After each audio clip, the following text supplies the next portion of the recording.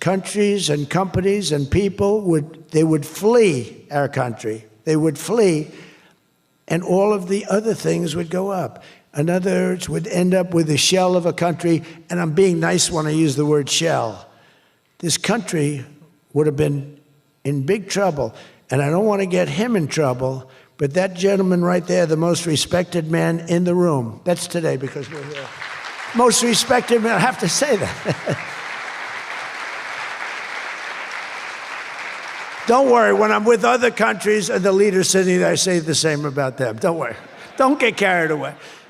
No, the most respected, one of the great leaders, he told me when I was in his country, he said, and I use it all the time. Sometimes I refer to him because I have great respect for him. I figure it sells better. But he said exactly these words. He said, it's amazing what you've done. 1 year ago, your country was dead. And now you've got the hottest country in the world. You were the first one that said that. And I've used your name hundreds of times.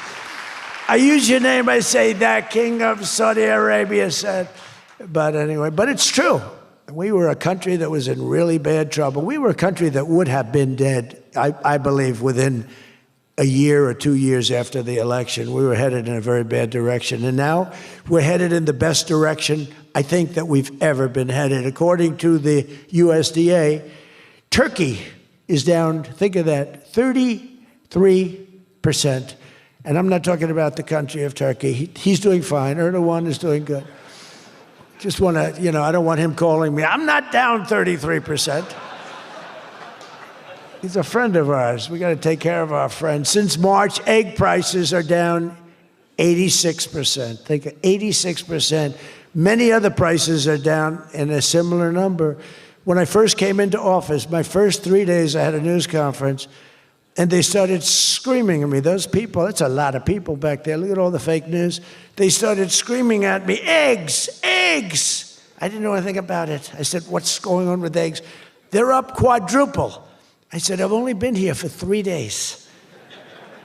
And we'll work on it. And we got them down very substantially. They said, don't buy eggs for Easter.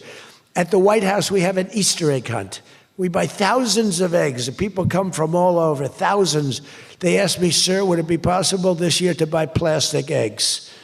I said, I'm not buying plastic eggs. The kids are going to pick up an egg. They're going to, what the hell kind of an egg is this?